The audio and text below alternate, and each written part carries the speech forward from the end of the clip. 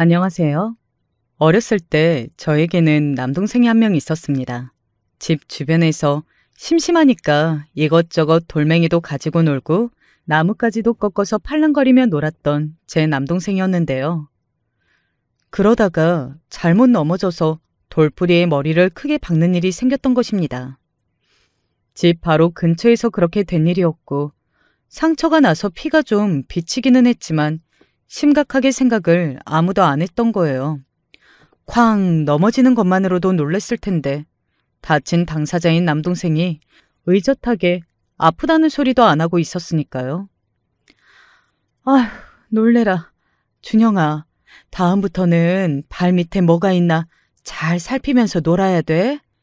잘못하면 진짜 큰일 나는 거야. 알았지? 우리 준영이 엄마하고 약속할 수 있지? 엄마는 그렇게 말씀을 하시면서 남동생에게 새끼손가락을 내미셨습니다.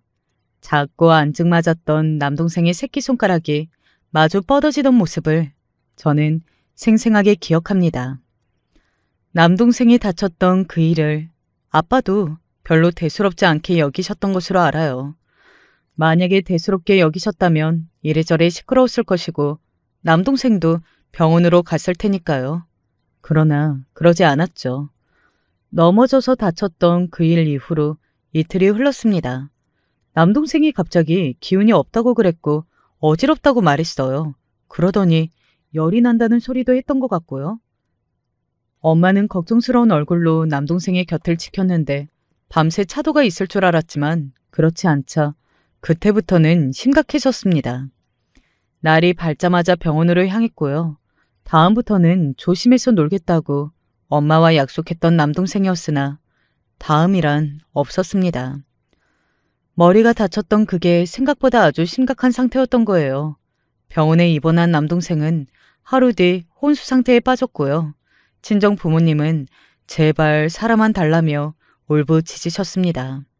다른 건 바라지 않으니 사람만 달라고 울고 빌고 괴로워하시던 친정 부모님의 모습에는 깊은 죄책감과 후회가 담겨 있었습니다.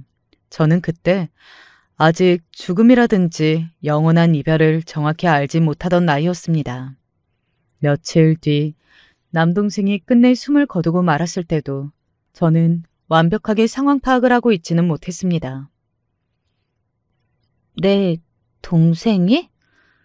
준영이가 하늘나라로 떠났다니? 준영이한테 새로운 놀이를 알려주기로 약속했었는데 준영이가 꼭 기대하겠다고 했으니까 죽은 게 아닐 거야. 저는 그렇게 생각하며 엉거주춤하게 굴고 있었습니다. 눈물바다가 된 병원의 분위기도 너무 낯설었고요. 그 공기를 견디기 힘들어서 되려 저는 남동생이 다시 일상으로 돌아올 거라고 상상의 나래를 펼치고 있었어요. 그것이 어렸던 제가 스스로를 보호하는 방법이었으며 본능적으로 펼치고만 방어 기제였던 것입니다. 너무 큰일을 겪으면 어린아이는 견딜 수가 없으니까요. 그러나 그런 어린 딸의 마음을 엄마는 알아주려고 하지 않으셨습니다. 다짜고짜 제 뺨을 세게 때리셨어요. 웃어? 네가 웃어? 엄마, 왜 이러세요? 엄마 무서워요. 우리 엄마가 아닌 것 같아요. 이게 뭐가 무서워? 네 동생은 우리 준영이는 너무너무 아픈 가운데서 두려움에 떨다가 떠났어. 우리 준영이에 비하면 너는 무서운 걸 알지도 못하는데 어디서 엄살이야. 마침 나도 네가 내 딸이 아닌 것 같다고 생각 중이었는데 우리가 좀 통했네. 우리 준영이가 떠났는데 너는 준영이 누나가 되어가지고서는 웃어? 실실 웃음이 나오듯? 하, 이런 게 어떻게 내 딸이야? 너는 내 딸 아니야. 저 안 웃었어요. 제가 왜 웃어요, 엄마? 이게 맹랑하게 거짓말까지 안 해? 아, 소름 끼쳐. 입꼬리 올리고 있던 게 웃은 게 아니면 뭐라는 소리야? 내가 똑똑히 다 봤는데 어디서 거짓부렁이야? 그건 어떻게 해야 할지 몰라서 그냥 가만히 있었던 것 뿐이에요. 웃으려고 한 건 아니었어요. 네가 아무 몹쓸 기집애라는 건 내가 진작에 알아봤었지. 세상에 하나뿐인 동생인데도 너는 어쩜 그렇게 준영이를 보던 눈빛이 나쁘던지. 질투를 하고 견제를 하던 너의 그 눈빛, 나는 진작에 다 알고 다 보고 있었어. 우리 준영이가 떠나서 너는 기쁘지? 행복하지? 하나도 안 슬프지? 맞은 뺨도 아팠으나 저에게 쏘아붙이며 추궁을 이어가시는 엄마의 모습이 너무나도 무섭고 숨이 막혀왔습니다. 그에 비하자면 뺨이 아픈 건 아무것도 아닐 정도였죠. 저는 오해라고, 안 기쁘다고, 슬프고 힘들다고, 남동생이 너무나도 보고 싶다고 그렇게 울면서 말씀을 드려봤으나 소용이 없었습니다. 오히려 엄마는 제가 말을 뱉을 때마다 저에게 인정하라고 압박을 가하셨어요. 제가 남동생에게 일어난 비극을 기뻐하고 있다는 걸 제발 양심적으로 인정하라고 그러셨습니다. 하지만 제가 기쁠 턱이 있나요? 그건 말도 안 되는 소리였어요. 저는 아직 남동생이 죽었고 영영 떠나버렸다는 사실조차 온전히 받아들이지 못하고 있었는데 그런 저를 향해서 기쁜 게 틀림없다고 하셔봤자 저의 당혹스러운 슬픔이 없던 일이 되는 건 아니었어요. 저는 남동생이 보고 싶어서 슬프다며 울어댔고 엄마는 결국 제 뺨을 한 번 더 세게 때리셨습니다. 홧김에 눈이 돌아서 저를 때리셨던 게 아니라 충분히 다 인지를 하시고서 저를 때리셨던 것임을 저는 확인 사살을 받았죠. 눈 아래가 시꺼멓고 퀭하게 패인 아빠가 다가오신 건 그때였습니다. 아니, 대체 여기서 무슨 일이야? 수영이 얼굴이 왜 이래? 어디 맞기라도 했어? 혹시 당신이 애를 때렸어? 안 때릴 수가 있어야지. 애가 하는 짓, 그 꼬라지를 봐. 당신 미쳤어? 준영이 그렇게 됐다고 지금 수영이한테 화풀이를 해? 어떻게 애 얼굴을 이렇게 만들어놔? 애가 무슨 잘못을 했든 간에 수영이 아직 어린 아이일 뿐이라고. 어리면 다 용서받아야 돼? 얘가 웃더라? 자기 동생이 죽었는데 웃음이 나온대. 기쁘대. 동생이 사라져서. 행복했대. 당신은 이거 용납이 돼? 나는 안 되는데? 뭐라고? 어떻게 그런 소리를... 아니야, 뭔가 오해가 있겠지. 수영이가 그런 소리를 왜 하겠어? 당신이 오해를 한 걸 거야. 무슨 놈의 오해? 당신도 알잖아. 수영이 얘가 그동안 얼마나 자기 동생을 못마땅하게 보면서 질투를 하고 원망을 해왔는지. 자기 동생만 안 태어났어도 혼자 관심과 사랑을 독차지하면서 살 수 있었을 거라고 생각하면서 준영이의 존재 자체를 싫어했던 애잖아. 혹시 그동안 당신은 몰랐나 봐? 자기 딸이 이렇듯 악마 같다는 걸. 당신 지금 너무 지쳐서 그래. 너무 흥분해서 뭘 잘못 보고 있는 걸 거야. 수영이는 그런 애가 아니야. 그렇지, 수영아. 아빠 말이 맞지? 아빠의 거칠어진 피부나 퀭하게 푹 꺼진 눈매 같은 것들이 저는 무섭게 보였던 것 같아요. 그리고 그것보다 더 무서웠던 것은 저를 향한 엄마의 눈빛이었습니다. 증오 섞인 강요, 압박이 가득한 눈빛이었죠. 대답 잘하라는 의미인 것을 저는 알아차렸어요. 그 눈빛을 본 저는 두려움에 온몸이 떨렸고 저도 모르게 이런 대답을 뱉고 말았습니다.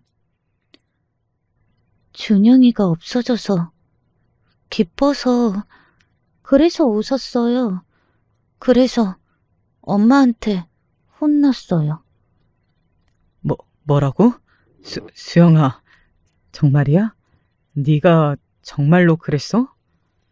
깜짝 놀라신 아빠의 다급한 물음에 저는 멈칫했으나 조금 전보다 더욱 매섭게 빛나는 눈빛이 저를 향해 있던 것을 알아차리고서 제 대답을 철회하지는 않기로 했습니다. 조용히 고개만 끄덕일 뿐이었죠. 그랬구나. 우리 딸, 우리 수영이가 이런 아이였다니. 내가 한참을 잘못 알고 있었네. 내가 이토록 자식들을 잘 모르고 있었구나. 전부 다 내 불찰이고 내 탓이야. 준영이가 불쌍하게 하늘나라로 떠난 것도 전부 내 탓인 거야. 아빠는 모든 걸 자포자기하신 얼굴이 되어 있었습니다. 저는 제가 대처로 옳게 한 것인가 싶어서 엄마의 눈치를 한껏 살피고 있었죠. 그때까지만 해도 저는 몰랐어요. 두렵고 떨리는 마음에 거짓으로 엉격거려 대답을 해버린 것이 어떤 나비 효과를 불러올지 저는 상상도 못하고 있었습니다. 남동생을 보내주고 난 이후 친정 부모님과 저는 집으로 돌아왔고 일상이 이어졌으나 그 속은 골물대로 골마 있었습니다. 서로의 탓을 하며 날마다 쌍욕을 내뱉고 무섭게 싸우는 친정 부모님의 모습이 익숙해지기까지는 불과 얼마 걸리지는 않았네요.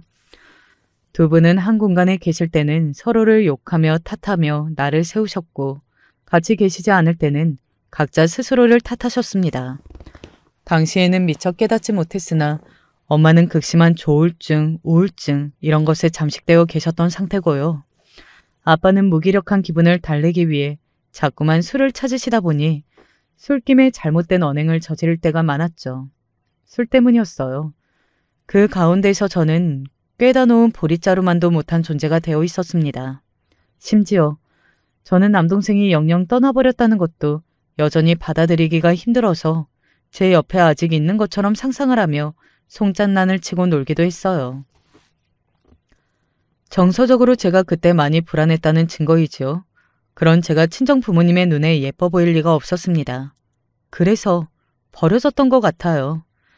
남동생이 하늘나라로 긴 여행을 떠난 뒤 가족 같지도 않은 모습으로 억지로 버티며 지내온 저희 가족은 끝내 무너졌고 해체를 맞이하게 되었습니다. 두 분이 이혼을 하셨어요. 정신 상태가 이상했던 엄마는 10원 한 장도 안 벌어 오신 지 오래였고요. 아빠는 술 때문에 성격이 마찬가지로 이상해진 상태였고 일도 하시는 것인지 안 하는 것인지 긴가민가 했습니다. 재산 분할 같은 게 필요가 없었죠. 재산이 있어야 나누든지 하는데 아예 없었거든요. 두 분이 이혼을 하실 때쯤엔 집에 약간의 빚만 있었을 뿐 재산은 아예 바닥이 난 상태였습니다. 그러니 따로 정리하실 것도 없이 두 분은 이혼을 하신 뒤 각자의 길로 호련히 떠나버리면 그만이었어요. 걸리는 건 딱 하나, 남은 자식인 저였죠. 내가 말했었지.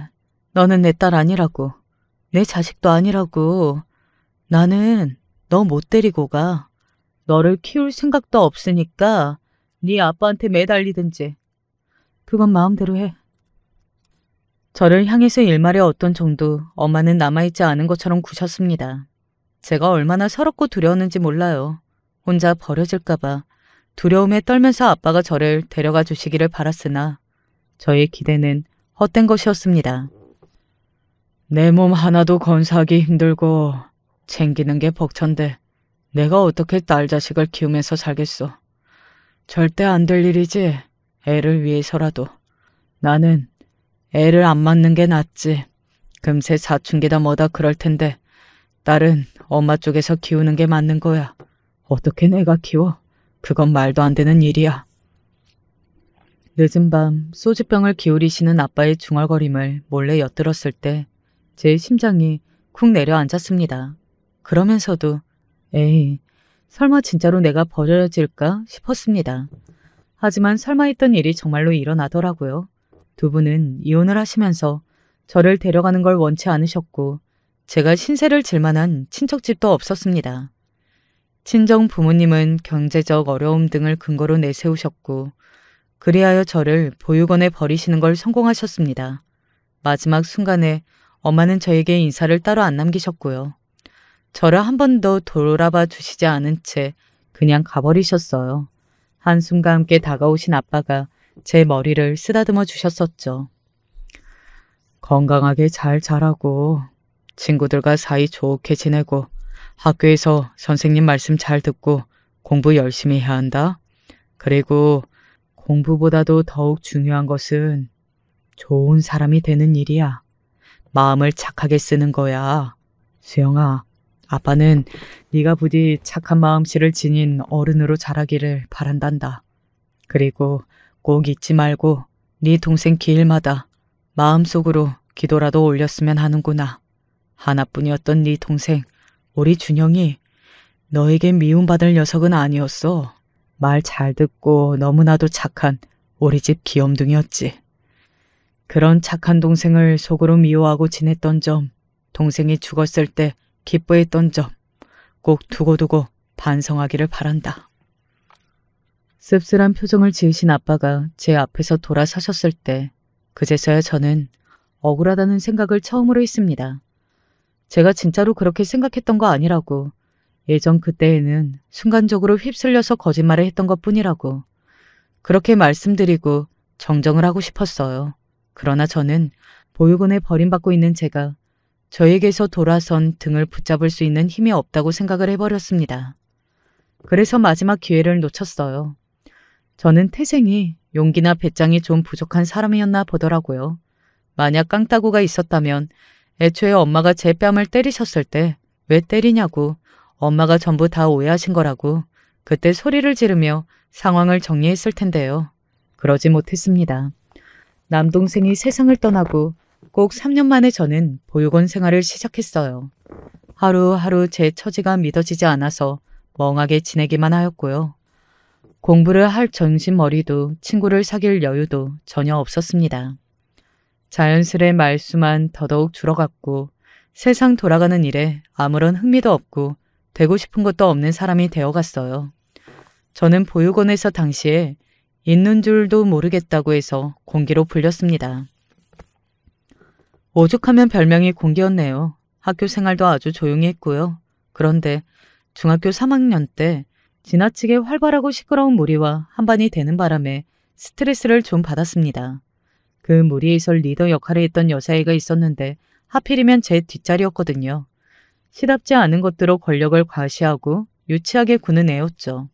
저는 당연히 그 애가 싫었으나 목소리가 너무 크고 힘을 과시하는 그 애 앞에서 괜히 꿈틀거렸다가는 화를 당할까봐 애써 억지로 맞춰주고는 했었습니다.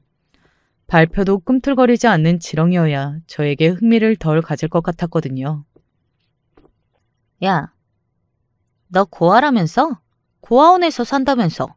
애들이 다 그러던데? 진짜야? 아, 근데 고아원 아니고 보육원이야. 그게 그거 아니야? 뭘 그렇게 따져? 그래서 너 엄마 아빠 없는 거 맞아? 안 계셔.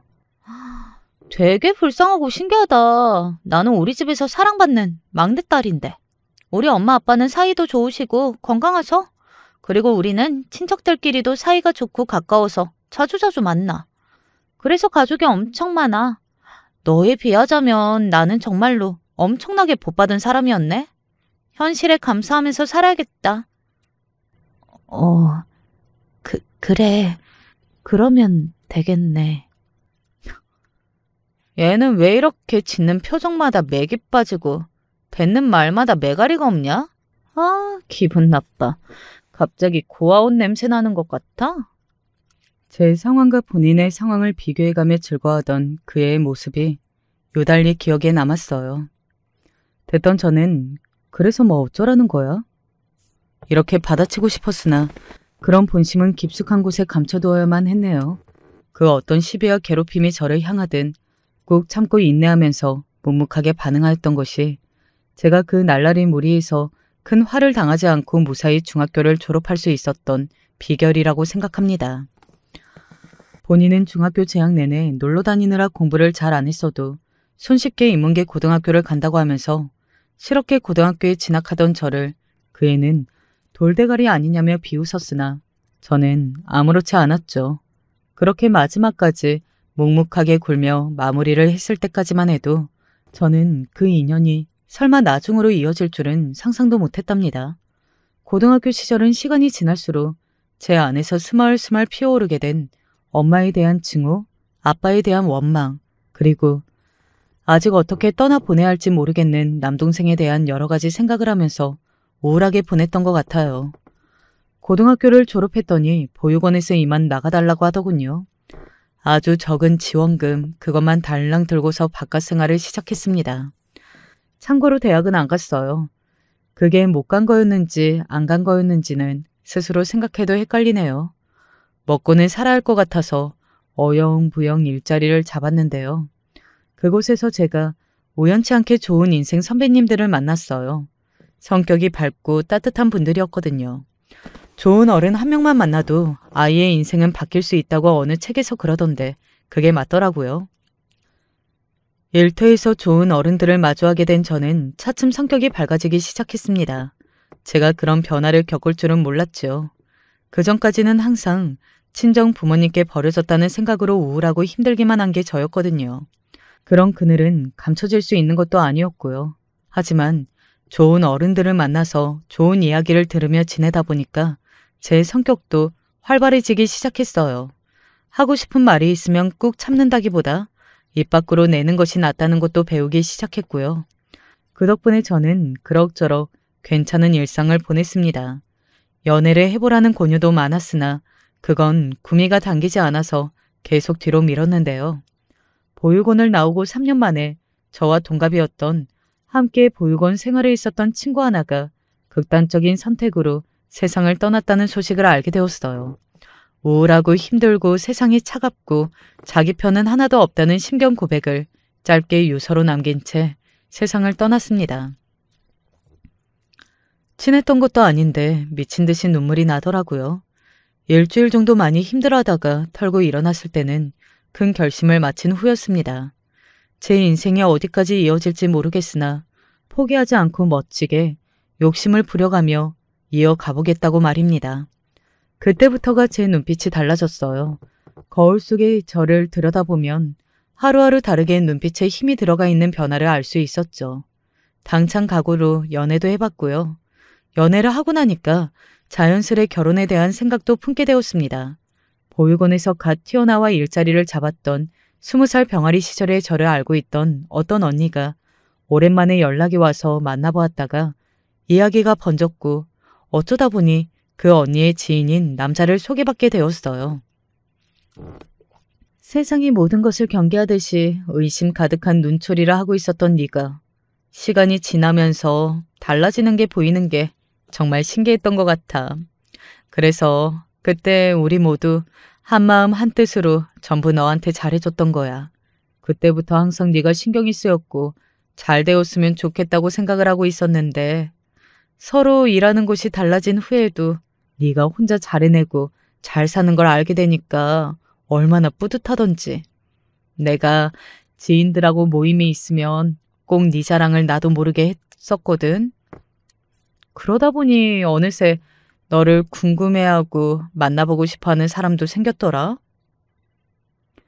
제가 어떤 여자인지 궁금해했다는 그 언니의 지인이 바로 지금의 제 남편입니다. 운명은 막는다고 해서 막아지는 게 아니라고 하더니 만날 사람은 어떻게든 만나게 되어 있나 보더라고요. 설마 이런 식으로 결혼할 짝을 만나게 될 거라고는 저도 남편도 생각을 못했었는데 말이죠. 처음 만났을 때부터 서로가 끌렸어요. 친정 부모님의 그런 모습, 서로를 향해 날이 선 비난, 자식을 내팽개치고 각자 떠나버리는 무책임한 결말까지.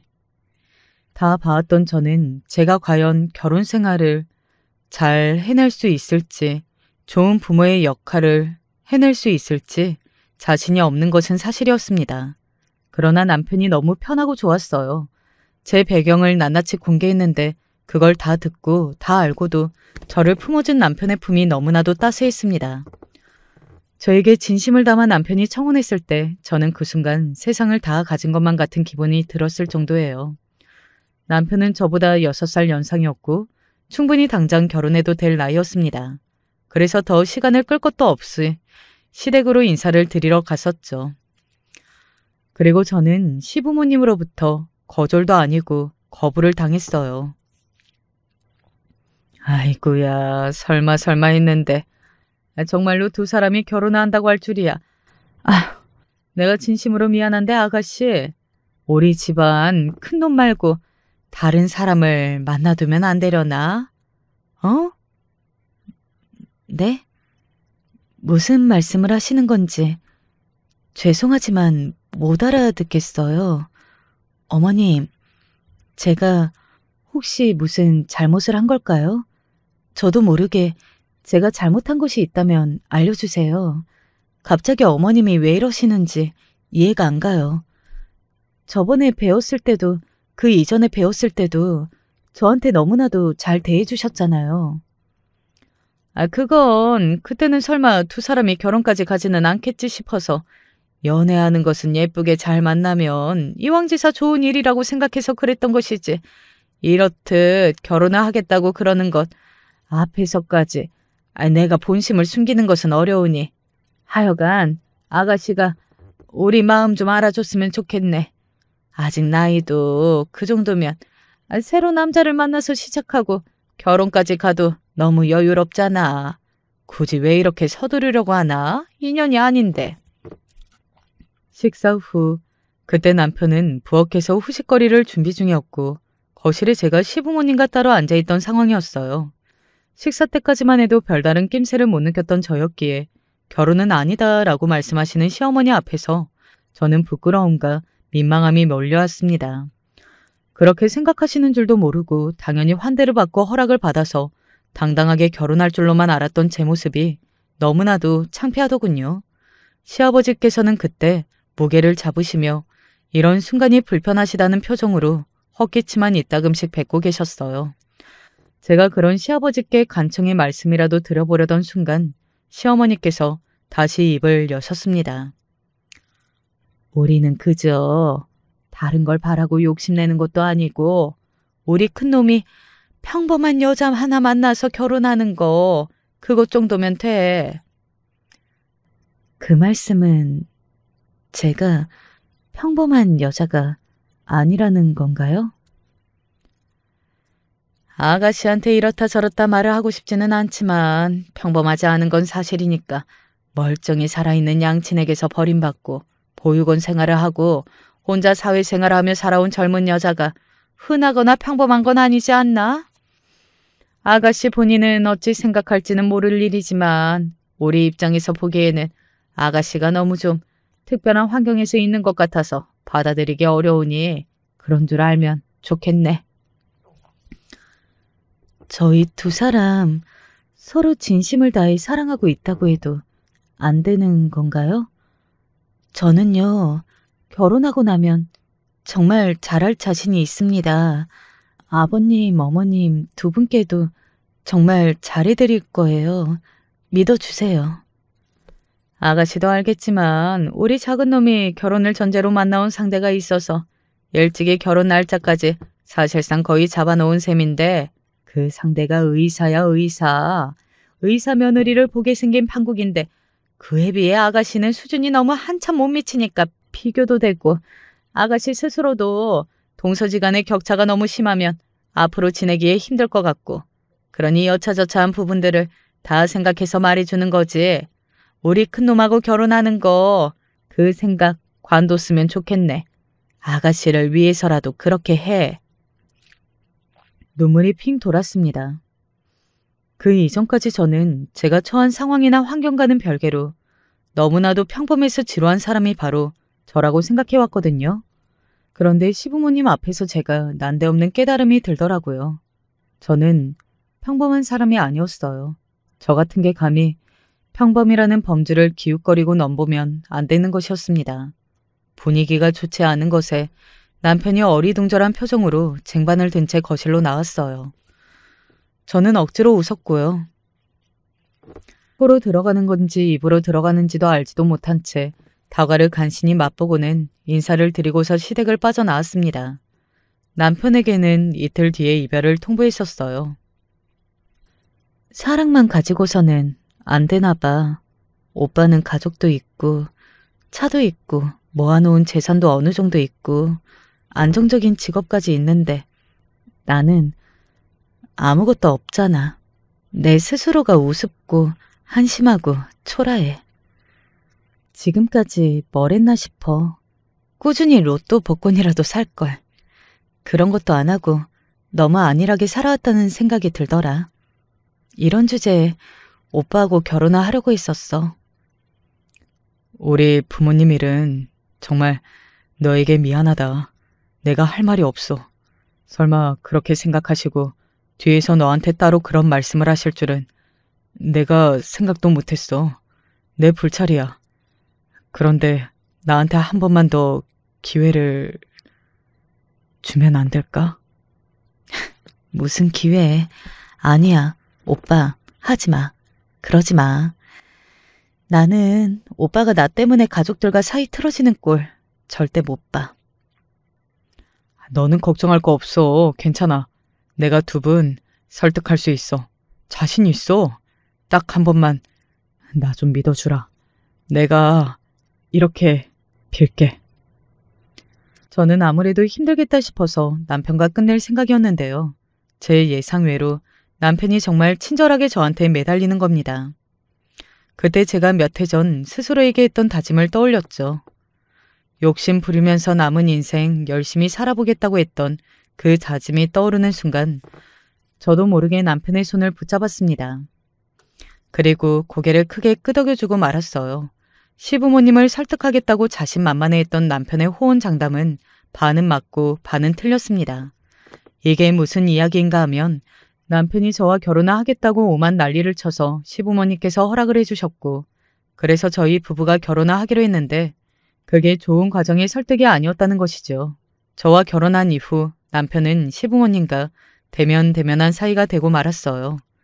시부모님께서는 남편을 무척 괘씸해하셨고 남편은 그런 시부모님께 서운함과 화를 동시에 느끼고 있었어요.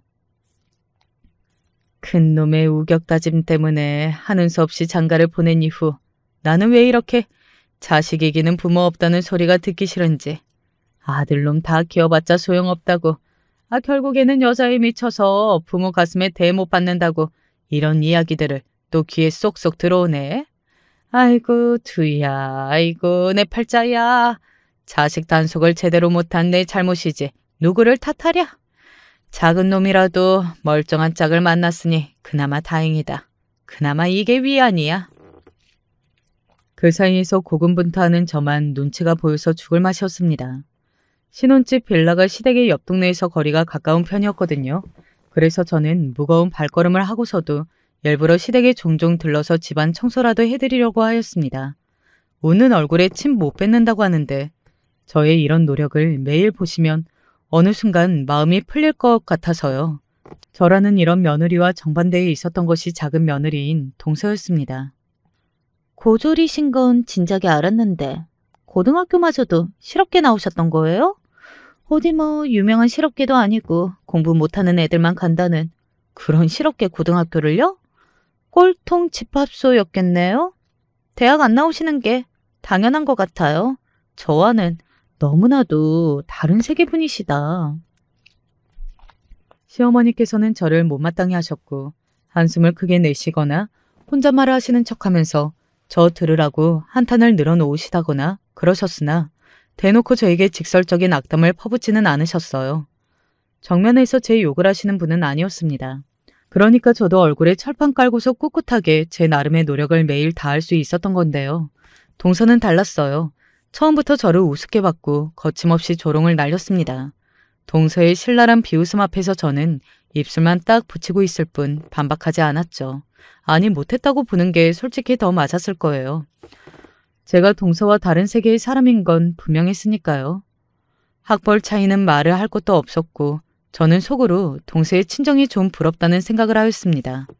저에게는 없는 친정을 가지고 있는 게 부러웠고 일가 친척들이 교류가 잦다고 그렇게 말을 할 수 있는 동서의 위치가 제 위치였으면 좋겠다는 마음이 저절로 들었어요. 저도 그렇게 친정 부모님 아래에서 여러 친척들을 만나가며 살 수 있다면 얼마나 좋을까 싶더군요. 부러움의 씁쓸한 눈빛을 내비치고만 저를 동서도 당연히 알았겠죠. 저만 보면 자꾸만 유난히 자기 친정에 대한 이모저모를 떠드는 게 제가 듣고 부러워서 배 아프라는 의도로 보였습니다. 어쩌다 보니까 시동생과 동서는 결혼식 날짜가 미뤄져서 늦게 식을 올렸어요. 진작에 신혼집에서 생활은 하고 있었고 혼인신고도 다 마쳤는데 식만 늦게 올린 경우였죠. 결혼식을 앞두고 있었을 때도 동서는 이런 이야기를 가장 많이 했습니다. 결혼식 때도 저는 외가 친가 친척들만 합쳐도 숫자가 어마어마해서요. 거의 수백 단위예요. 아무런 가족도 없이 사회생활하면서 만난 지인들이 전부인지라 이런 저 때문에 저희 부부의 결혼식은 굉장히 규모가 아담했었죠. 동서는 본인 때문에 결혼식의 규모가 엄청나졌다고 하면서 그 소리를 엄청 많이 떠들어댔습니다. 개업 생각을 하고 있어서 이것 때문에 바쁘다고 하더니 시댁에 와서 자기 자랑을 떠들 시간은 많은가 보다 싶었네요. 하지만 동서가 있으면 시어머니께서 흐뭇한 얼굴로 자리에 앉아 계시니 저는 그 덕분에 슬쩍 끼어들어서 한자리에 앉아 있을 수 있었으므로 그것만으로도 감지덕지였습니다. 형님은 그날 바쁘시면 안 와도 돼요. 아주버님만 오셔도 되죠. 뭐 안 그래요, 어머니? 네? 동서, 제가 어떻게 결혼식에 빠지겠어요. 저 안 바빠요. 왜요? 주말 아침마다 아르바이트 한다고 그거 시작하셨잖아요. 그건 맞는데요. 그래도 당연히 빠지고 결혼식 가야죠. 안 그러셔도 되는데 한 푼이라도 더 버셔야죠. 어색하게 웃으면서 아니에요 라고 마무리를 지었으나 제 가슴은 뻐근하게 당겨오고 있었습니다. 한 푼이라도 더 벌라고 하면서 웃음을 꾹 참던 동생의 모습이 제 가슴을 아프게 찔러오고 있었죠. 의대에 나와서 의사라는 머리 좋은 사람이 왜 이렇게 심보는 못되게 쓰는가 싶어서 너무 속상하기도 했습니다. 어디에 한두 번이어야지 매번 저를 볼 때마다 비아냥대니까 동서가 너무 원망스럽더라고요. 그리고 저는 얼마 뒤 시동생과 동생의 결혼식에서 그 부족한 인성 수준의 근거를 찾을 수 있었습니다. 너 박수영 맞지? 오랜만이네? 못 알아볼 뻔했다. 중학교 3학년 때 저한테 많은 스트레스를 주었던 노는 무리에서 리더격이었던 걔요. 놀랍게도 결혼식장에서 딱 마주쳤어요. 알고 보니 걔가 동서하고 사촌지간이었더라고요. 자기 사촌하고 제가 동서지간인 것을 알게 된 걔가 깜짝 놀랐습니다. 저는 덤덤한 척만 계속했고요. 혹시나 걔가 동서한테 이런저런 이야기를 하지 않을까 걱정했는데 아니나 다를까 역시나 많은 이야기를 전한 모양이었습니다. 중학교 때 고생 많으셨다면서요?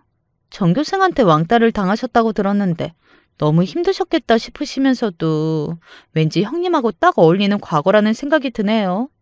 그때는 다들 사춘기라 예민할 때니까 보육원에서 사는 친구라고 하면 배척할 만하죠.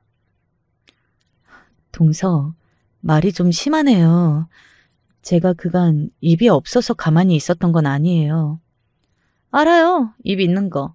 입을 놀릴 주제가 못 되셔서 그간 가만히 계셨던 것도 알고요. 사람을 급 가지고 나누는 건 좀 그렇기는 한데 그 급이라는 게 어느 정도 차이가 나야 말이지. 하늘과 땅 차이라고 하면 아무래도 한쪽이 주제 파악을 착실하게 해야 한다고 생각하네요. 저는 내일부터 개업 준비로 바빠서요. 이만 가볼게요. 형님은 어머님 도와서 창고 정리나 하다 가시죠. 동서가 피식 비웃고서 저를 지나쳐갔는데 저는 마치 찬물 세례를 맞은 듯한 기분이 들었습니다. 그 기분 나쁜 여운이 가시지 않아서 목 박은 듯 서 있던 저에게 시어머니께서 다가오시더군요. 아휴, 이러기도 못하고 저러기도 못하고 내 심정이 그렇다. 온 김에 반찬이나 좀 가져가라. 그리고 이제 웬만하면 오지 마라. 와봤자 무슨 예쁨을 받는다고 와. 안 와도 된다는 식의 소리는 그간 몇 번 들어온 바 있었죠. 그럴 때마다 웃고 넘겼는데 대답을 드린 건 이때가 처음이었네요. 네, 그렇게 할게요. 필요한 용건이 있을 때 꼭 들려 할 때만 들르겠습니다. 그러자 시어머니께서 깜짝 놀라신 얼굴이 되셨는데 저에게 다른 말씀을 하시지는 않으셨네요. 그간 남편에게 시댁에서의 이모저모라든지 동서 이야기를 한 번도 안 꺼냈었는데 할까 말까 고민만 하다가 한숨만 내쉬었습니다. 저에게도 제 가족, 제 친정이 있었다면 어땠을까 싶은 생각이 들어서 씁쓸했고 버림받고서도 미련을 못 버렸구나 싶어서 제 자신이 나약하게 느껴졌어요. 그때 저는 놀라운 일이 제 앞에 펼쳐질 줄 모르고 있었던 거예요. 그로부터 며칠 뒤 저는 한 통의 전화를 받았습니다. 네? 누가 돌아가셨다고요? 엄마가요? 저는 엄마가 안 계시는데. 전화를 받고 어리둥절해야 하던 저는 이내 상황 파악을 하고서 심장이 내려앉았습니다. 가슴속에 묻어두었던 존재, 엄마가 돌아가셨다는 연락이었어요. 돌아가신 건 보름 전의 일이었고 유품의 정리가 다 이뤄지고 나서 제가 연락을 받은 것이었습니다. 그리고 저에게 연락을 주신 분은 엄마에게는 육촌 형제가 되시는 분이셨습니다. 멀기는 해도 분명한 저의 친척이었죠. 엄마가 제 앞으로 편지 몇 통을 써두셨다는 이야기를 듣고 저는 떨리는 심정을 안고서 장소에 나가보았어요. 친척 이모님이나 뵙게 될 줄 알았던 자리에는 놀라운 인물이 저를 기다리고 있었습니다. 수영아, 아빠다. 그간 잘 지냈니? 아빠? 어떻게 아빠가 여기에 계세요? 이게 전부 무슨 일이에요? 보육원에서 이별을 마지막으로 뵌 적이 없었던 아빠였어요. 얼굴이 수척하기는 했으나 멀끔한 차림새라 하신 아빠의 얼굴을 저는 당연히 한눈에 알아보았습니다. 너무 당황스러워서 이런저런 생각도 오히려 안 들더라고요. 아빠는 저에게 작은 상자를 내밀어 주셨고 그 안을 열어보자 엄마가 생전에 저에게 쓰셨던 편지들이 보였습니다. 읽고 나서 그리고 나서 우리 대화를 했으면 좋겠구나. 저는 어안이 벙벙했으나 홀린 듯이 저도 모르게 엄마의 편지 하나를 집어서 읽기 시작했어요. 가장 오래된 날짜는 돌아가시기 3년 전에 쓰신 편지였고요. 위안 판정을 받으시고 제가 너무 보고 싶어져서 저를 찾으셨으나 열심히 일을 다니며 사랑하는 남자와 결혼을 논하고 있는 저를 발견하신 뒤 제 앞에 나타나지 않기로 결심을 하셨더라고요. 해준 것뿐이라고는 그 마음에 상처를 내준 것뿐이었는데 결혼해서 행복하게 지낼 생각만 하고 있는 딸의 앞길을 그 소중한 일상을 내가 망치면 안 되지. 만나고 싶어도 참자. 이게 내가 받는 벌일 거야. 이혼을 하신 뒤 엄마는 극심한 우울증에 시달리시다가 극단적 선택을 시도한 것만 이외였고 치료를 받으시며 간신히 정신을 차리시게 되기까지는 정말 오랜 시간이 걸렸는데 이제 좀 일상을 살만해지니까 암이라는 몹쓸병이 찾아왔던 것입니다. 총 9통의 편지마다 저에게 미안하다는 내용이 꼭 적혀 있었습니다. 회복과 악화를 넘나들며 버티셨던 엄마는 당신의 마지막을 예감하시고서는 아빠를 찾으셨어요. 저를 부탁하시기 위함이었고요. 아빠는 이혼 이후 공장을 전전하며 일만 하시다가 어쩌다 보니 특이한 기회를 잡아서 외국에 나가 근무를 하시게 됐습니다. 아무 때나 술을 마시는 게 어려운 나라였기 때문에 아빠는 그 덕에 술을 끊고 정신을 차리게 되었고요. 그간 죄책감과 무력감에 빠져 허송세월을 보내고 말았다는 것이 너무 후회가 되셨던 아빠는 닥치는 대로 성공이라는 지표를 향해 달리기 시작하셨습니다. 무작정 사업을 시작하셨고 정보들을 많이 모아서 주식이며 부동산 쪽으로 투자도 꾸준히 하셨어요. 잡념이 끼어들 틈도 주지 않으시고 무작정 일, 돈, 두 가지만 좇으며 사셨습니다. 성공한 자산가 반열에 오르셨지만 공허하고 외롭다는 생각을 하시던 바로 그때 엄마가 당신을 애가타게 찾는다는 걸 아셨던 거예요. 외국과 한국을 오가며 지내고 계셨기 때문에 타이밍이 조금 어긋났습니다. 아빠가 병원을 찾으셨을 때는 이미 엄마가 돌아가신 이후였던 거예요. 장례식장의 영정사진으로 뵙게 되었죠. 그리고 엄마의 유언을 생전에 다 들어놓으셨던 친척 이모님이 전해주신 말씀을 다 듣고 깜짝 놀라실 수밖에 없었습니다. 내가 미쳤었지? 나는 왜 네가 준영이의 죽음을 기뻐했다고 생각했을까? 그걸 절석같이 믿으면서 내심 너를 조금은 내 안에서 미워했던 적도 있었단다. 너는 그런 적도 없었는데 너야말로 어렸고 동생을 잃은 슬픔으로 어찌할 바를 몰랐을 텐데 그런 너를 안아주지는 못할 망정 나는 아빠 자격이 없는 사람이었어. 뒤늦게 오해를 하셨다는 걸 깨닫고 제 생각으로 괴로우셨다고 합니다. 결혼해서 잘 살고 있는 저에게 대뜸 어떻게 연락을 해야 할지 갈피를 잡지 못하고 계셨던 아빠는 신중한 심사숙고 끝에 친척 이모를 통해서 저를 만나셨던 거예요. 저는 이 모든 게 당황스러웠고 편지 안에 적혀있던 미안하고 사랑한다는 엄마의 마지막 인사 때문에 가슴이 욱신거려서 미칠 지경이었습니다. 그래서 그냥 아빠를 향해 그 어떤 말씀도 드리지 못한 채 조용히 눈물만 흘릴 뿐이었어요. 그런 저를 바라보시다 아빠는 흐느껴 울기 시작하셨고 그 울음은 커다란 울부짖음으로 번져갔습니다. 저도 손에 편지 무더기를 쥔 채 한참을 울었네요.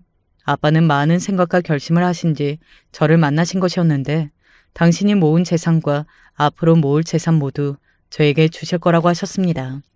이게 꿈인가 싶어서 말문이 막힌 저에게 아빠는 당신 소유의 건물 2채도 알려주셨는데요. 한 곳의 위치, 빌딩 이름을 듣고서 제가 갑자기 정신이 확 들었습니다. 그게 정말로 아빠 건물이라고요? 거긴 제 동서되는 사람이 이번에 새로 병원을 개업하는 곳인데요? 병원이라고? 아, 그래. 맞아. 2층에 새로 병원이 문을 열기로 했지. 아빠의 대답을 듣고 나니까 더욱 확실했죠. 제가 갑자기 눈빛이 돌변해서 건물에 관심을 갖자 아빠는 제 결혼생활 이야기를 궁금해하셨습니다. 그날 저녁 남편을 포함한 셋이서 식사 자리를 가지고 긴 대화를 나누었습니다. 탄식과 한숨이 가장 많이 오갔던 것 같네요. 그래도 마지막 매듭은 아빠가 남편을 향해서 고맙다고 눈물을 지으시는 것, 그리고 남편이 아빠를 향해서 앞으로 사위 노릇 잘하겠다고 인사를 드린 것이어서 너무 다행이었고 감동이었습니다. 며칠간 제가 꿈을 꾼 건가 싶어서 계속 몽롱했어요. 그럴 때마다 서랍을 열어서 엄마가 제 앞으로 남기신 편지들을 읽어보았죠. 그러다 보니 어느새 동서의 병원 개원 날짜가 성큼 다가와 있었습니다. 하도 신명나게 떠들었던 날짜인지라 귀에 인이 박혀 있었어요. 저는 결심을 굳혔고 당일이 되자 늘 그렇듯 입는 옷 스타일 그대로 입고서 동서가 문을 연 병원으로 향했습니다. 설마 도착하자마자 동서를 바로 볼 줄은 몰랐는데 딱 앞에 있더라고요. 게다가 동서와 웃고 떠들고 있던 여자는 바로 제 중학교 동창이었습니다. 노는 무리에서 리더였던 걔요. 이렇게 보니까 둘이 저급한 인성뿐만 아니라 얼굴 분위기도 닮은 것 같다는 생각이 들어서 제가 피식 웃었습니다. 그 소리에 저를 돌아본 동서가 당황하더군요. 형님. 뭐예요? 설마 제가 개원했다고 찾아오신 건가요? 어머, 동서 여기에 있었네요. 옆에는 전혀 반갑지 않은 얼굴까지 달고서.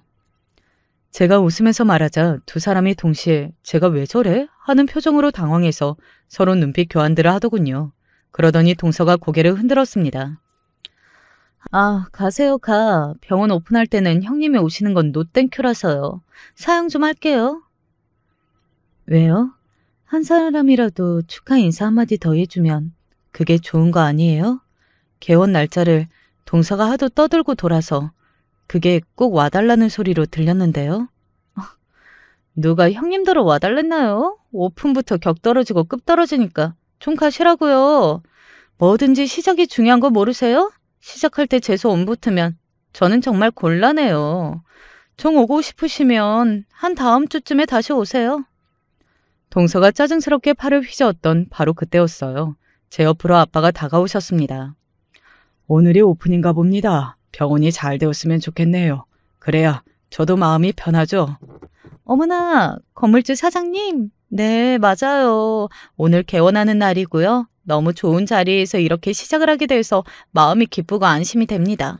건물주 사장님 딱 뵙고서 시작을 하는 거니까 예감도 좋네요. 네. 동서가 갑자기 낯빛을 바꿔서 명랑하게 인사를 하더군요. 표정부터가 싹 바뀌는 게 완전히 다른 사람 같았어요. 대단하다 싶어서 헛웃음이 나왔고 그런 저의 어깨를 아빠가 다독여 주셨습니다.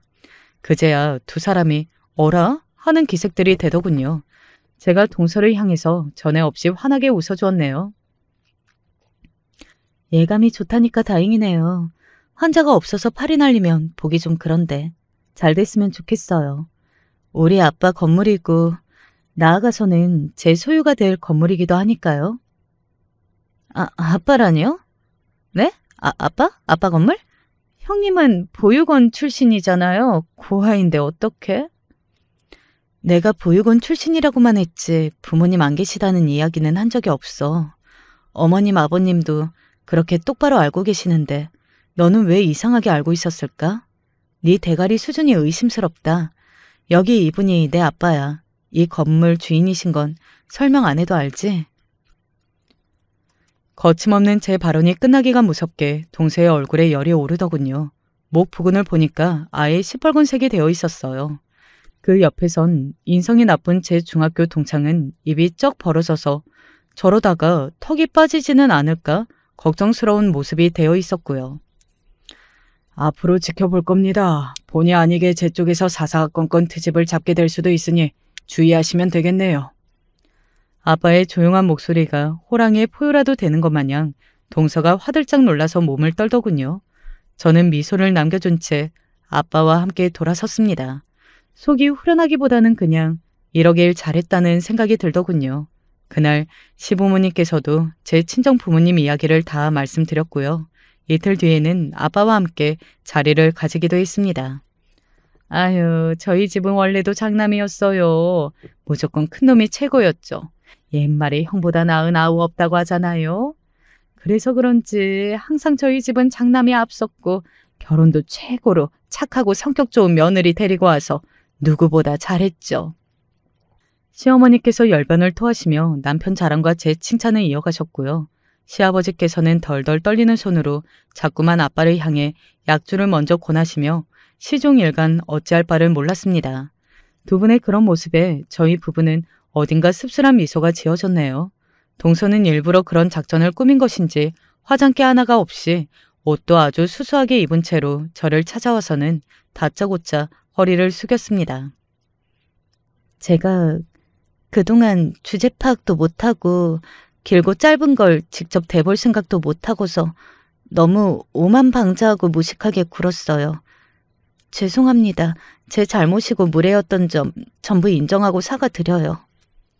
너무 깔끔하게 사과 인사를 해버리니까 되려 떨떠름하더군요. 심지어 제 중학교 동창, 걔도 저한테 따로 사과를 했어요.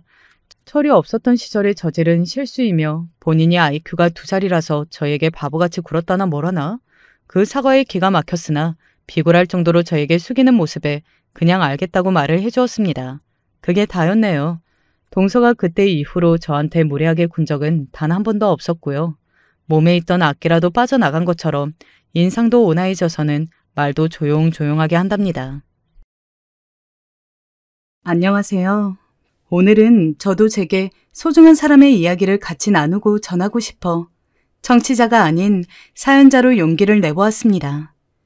제겐 20살 터울의 언니가 있었습니다.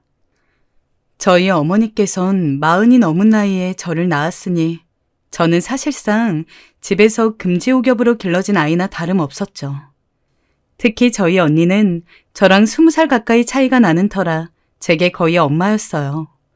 엄마는 식당 일로 바쁘셨고 아빠는 버스회사 청소일로 쉬는 틈이 없었으니 제 밥을 챙겨주고 학교 준비물들을 준비해주고 학부모 상담을 가주는 건 모두 언니였습니다. 언니는 화장품 회사에서 일을 했는데 야근을 하고 돌아와도 꼭 제가 좋아하는 고구마 마탕이나 소시지 야채볶음 같은 반찬들로 밥상을 차려주곤 했어요. 또 과외나 학원을 갈 형편이 없었던 제게 공부도 직접 가르쳐 주었고요. 그런데 언니는 공부를 시킬 땐 유독 좀 엄했습니다. 다영아, 오늘 아침 다영이가 수학 문제 한 장, 영어 문제 한 장 풀기로 했는데 지키지 못했잖아. 얼른 하고자. 언니, 나 귀찮고 졸린데. 안 돼. 이건 다영이 네가 하기로 약속한 거잖아. 하고 자. 아마 언니는 제가 공부를 잘해 무시당하지 않길 바랬던 것 같아요. 그래서 어쩔 수 없이 언니 성화에 못 이겨 공부는 열심히 했습니다. 이 외에도 언니는 제게 참 엄마 같았어요. 언젠간 제 보드가드이기도 했어요. 어느 날은 제가 남자애와 싸워 코피가 터져 집에 들어온 날이었어요. 제가 말도 제대로 못하고 엉엉 울자 언니는 그 길로 길길이 날뛰며 학교로 찾아갔죠. 여자의 얼굴을 이렇게 만들어 놓으면 어떡해요? 당장 사과하세요. 언니는 그렇게 학교를 뒤집어 놓았어요. 그 이후로부턴 절 놀렸던 아이들조차 쉽사리 절 건들지 못했어요. 제겐 언니가 든든한 백이었고 보이지 않는 곳에 숨어있는 수호천사였습니다. 허나 나중에 들은 거지만 언니도 인생에서 나름의 힘든 굴곡들이 있었더라고요. 그 당시에 언니가 오래 사귄 남자친구가 있었는데 그 오빠는 요새 말로 얼굴이 되게 반반한 오빠였어요. 허우대가 좋은 사람이었는데 항상 진한 향수 냄새를 뿌리고 가슴팍이 보이도록 풀어헤친 푸른색 셔츠를 입고 다니던 사람이었어요. 언니와 아주 잘 어울리는 사람은 아니었지만 그래도 전 그 오빠가 좋았어요.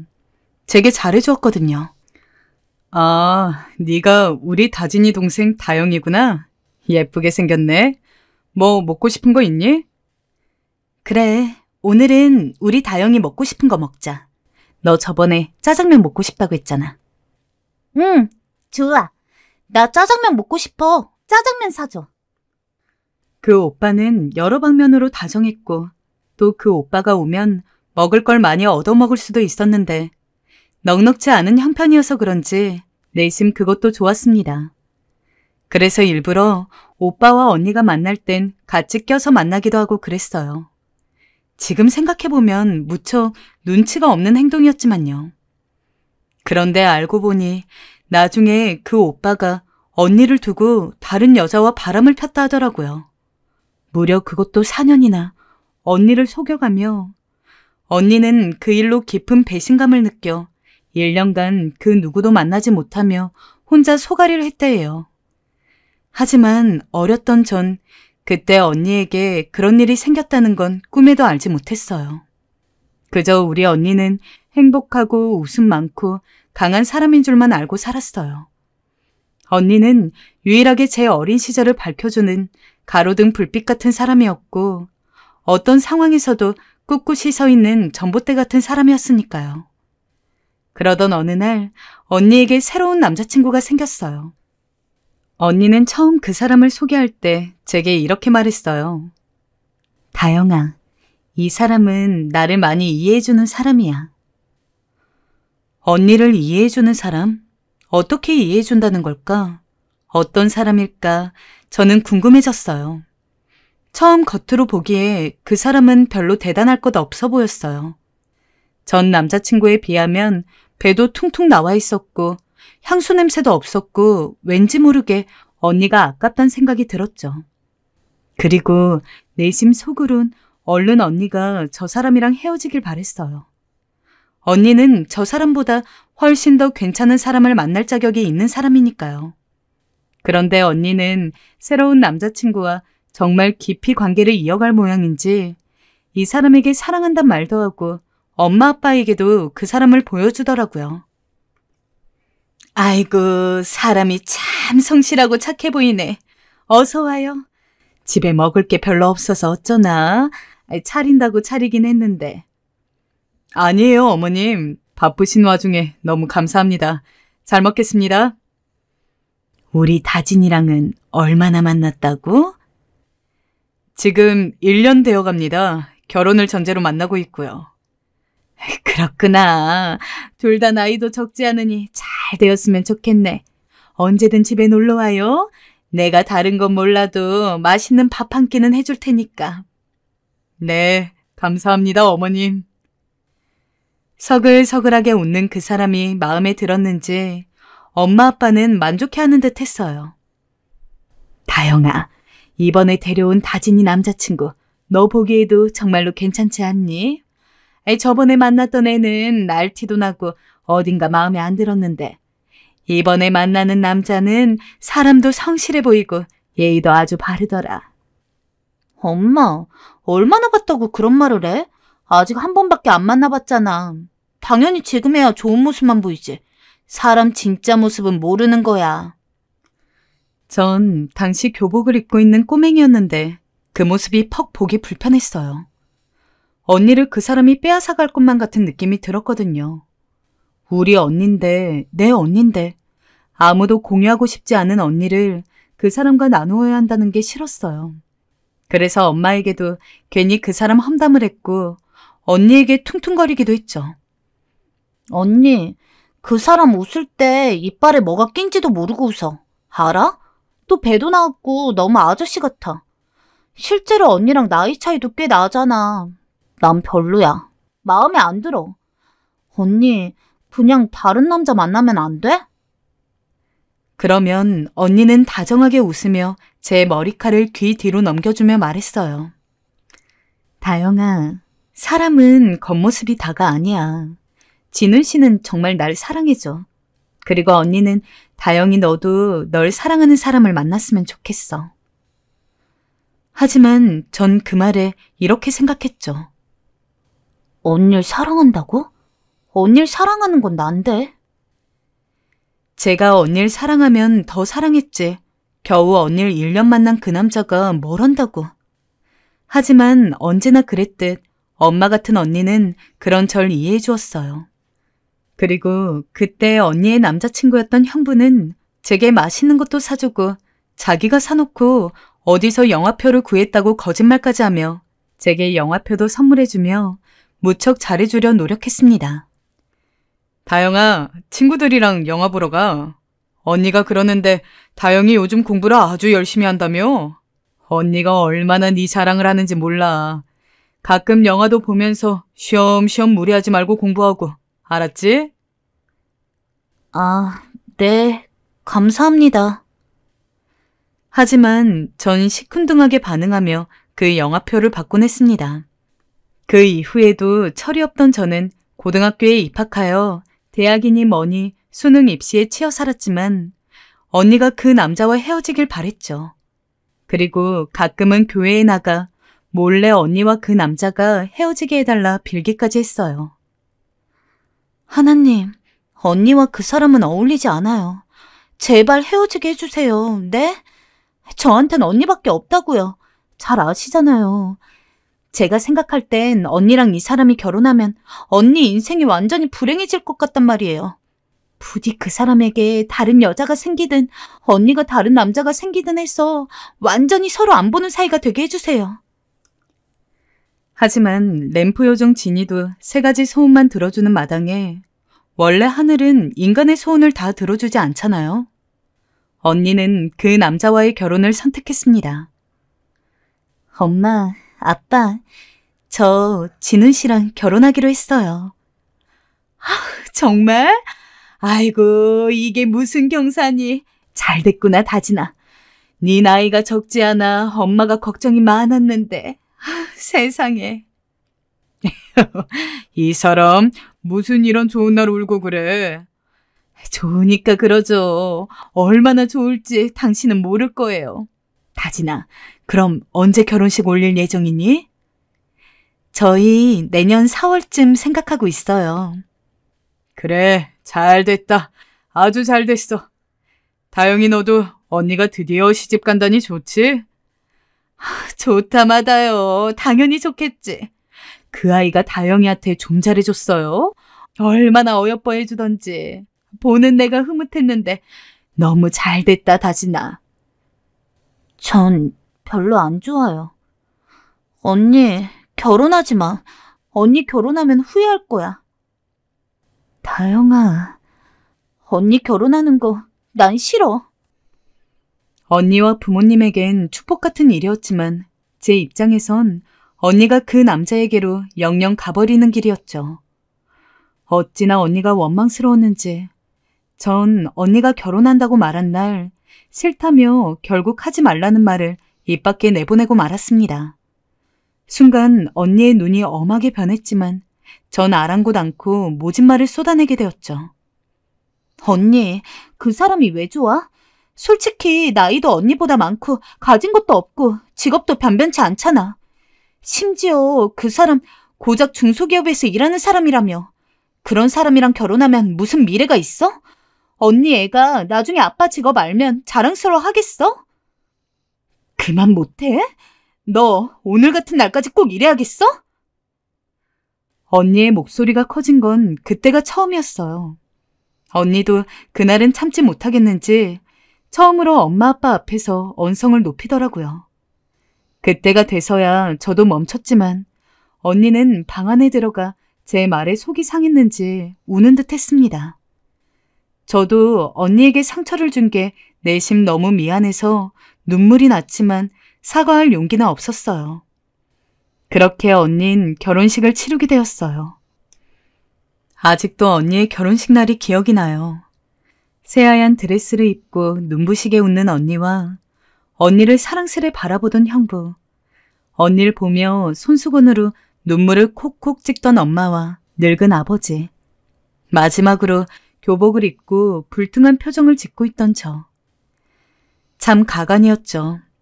언니가 행복하길 바래주기는 망정 뺏겼다고 생각만 했으니까요. 그리고 언니는 저의 가장 끔찍했던 상상대로 제 곁에서 떠나 독립하여 형부와 새 살림을 차렸고 전 남몰래 언니의 빈자리와 언니의 냄새가 배인 베개를 끌어안으며 언니를 그리워했죠. 언니는 하루에 한 번씩 제게 꼭 전화를 하여 제 안부를 물었지만 전 그때마다 퉁명스레 전화를 받았고요. 하지만 시간이 변하면 관계도 변하듯 저 역시 서울로 대학을 가면서 집을 떠나게 되었고 언니와는 물리적인 거리가 생겼어요. 언니는 저의 대학 생활을 참 궁금해했어요. 하지만 전 조금 매정하고 쌀쌀맞은 태도로 언니의 전화를 받곤 했어요. 다영아, 수업은 잘 듣고 있어? 친구들은? 괜찮아. 근데 언니, 나 이제 수업 들어가 봐야 하는데. 그래? 그럼 좀 이따 수업 끝나고 언니한테 전화 줄래? 수업 끝나고선 친구들이랑 조금 이따 만나기로 해서 전화하기 힘들 것 같은데. 그냥 내가 나중에 하면 안 돼? 오랜만에 전화했는데 아쉽다. 알겠어 그럼. 다영아, 항상 몸 건강하고 공부 열심히 하고 무슨 일 있으면 언니한테 언제든지 연락해. 전 대학의 새내기 생활과 세상이라는 공간에 첫 발걸음을 디딘 만큼 그 자유에 취해버렸어요. 처음 생긴 남자친구와 대학 문화, 알싸한 술, 그 모든 것들이 저를 들뜨게 했어요. 언니가 서운해할 걸 알면서도 연락도 조금씩 피하게 되었고 제게 주는 자극들을 받아들이느라 정신이 없었죠. 그러던 어느 날 제가 언니를 다시 만나게 된 건 거의 1년 만이었어요. 대학교 시험 준비로 도서관에서 자료들을 뒤적거리고 있을 때 형부에게서 연락이 온 거였어요. 지금 좀 병원으로 와달라고 언니가 처제에게 하고 싶은 말이 있다는 말이었죠. 왜 집이 아니라 병원이지? 갑자기 불길한 예감이 들었어요. 언니가 임신 상태라는 건 알고 있었어요. 하지만 출산 예정일은 아직 남아 있었거든요. 저는 일단 형부가 알려준 병원으로 찾아갔어요. 형부는 언제나 그랬듯 여전히 환한 미소로 저를 맞이해 주었어요. 잘 지냈냐고 살뜰히 제 안부를 물었죠. 하지만 어딘가 형부의 얼굴엔 그늘이 져 있었어요. 그리고 형부는 언니가 병실에 있다며 들어가기 전 제 손을 잠시 붙잡으며 너무 놀라지 말라는 말을 했어요. 놀라지 말라고요? 그게... 제 가슴이 쿵쿵거리기 시작했어요. 형부를 따라 들어간 병동 한 구석엔 커튼이 쳐져 있었고 언니가 누워있더군요. 언니의 옆엔 이름 모를 기계들이 자리하고 있었고 언니는 그 기계들 사이에서 천장을 바라보고 있었어요. 전 그런 언니를 보고 잠시 할 말을 잃어버렸어요. 가까이서 다가가 본 언니는 병색이 완연했고 곧 부러질 나뭇가지처럼 너무나 빼빼 말라 있었습니다. 언닌 제가 온 걸 확인하곤 힘겨운 몸으로 천천히 일어섰어요. 그리고 허연 입술로 방긋 웃으며 말을 이었습니다. 우리 다영이 왔구나. 언니가 왜 이런 차림으로 있어? 언니 왜 여기 있는 거야? 다영아, 언니가 다영이한테 해줄 얘기가 있어. 언니는 제게 그간의 일을 차근차근 설명해 주었어요. 도저히 울지 않고 들을 수는 없는 이야기를요. 언니는 6개월 전 시한부 선고를 받았다 했어요. 병명은 간암이었어요. 만성 간염으로 시작되었던 게 점점 진행이 되어 손쓸 수 없는 상태가 되었다 했어요. 믿을 수 없는 얘기였어요. 언니가 그저 건강하고 행복하게 살고 있었다고만 생각했는데, 아이를 낳을 생각에 행복한 미래만 그리고 있을 줄 알았는데, 생각해보니 바쁘다는 핑계로 언니의 전화를 피했던 때가 언니가 시한부 선고를 받았을 때였어요. 언니는 제게 말하고 싶었던 거예요. 갑자기 죽음을 앞두게 되었다고, 그래서 두렵다고. 전 언니가 얼마나 무서웠을까, 얼마나 외로웠을까 생각하니 도저히 의연해질 수가 없었어요. 그리고 그토록 사랑하는 언니를 혼자 두었다는 죄스러움에 언니를 안고 한참을 끄끄거렸어요. 언니, 미안해. 내가 너무 늦게 왔어. 미안해. 다영아, 미안해하지 않아도 돼. 언니, 남은 인생은 얼마 되지 않지만 그래도 너랑 이 사람이랑 행복하게 보내다 가고 싶어. 그러니 너무 울지 말아줘. 언니 위해서. 알았지? 언니. 근데 우리 다영이 결혼하는 것만큼 내가 꼭 보고 가려 했는데 못 봐서 어쩌나. 아쉬워서 어떻게 눈을 감지? 그 말이 끝남과 동시에 의연하려 했던 언니의 눈에도 눈물이 맺혀버렸습니다. 저와 언니는 서로를 안고 엉엉 울고 또 울었어요. 언니는 그 와중에도 절 토닥이며 괜찮다는 말을 반복했습니다.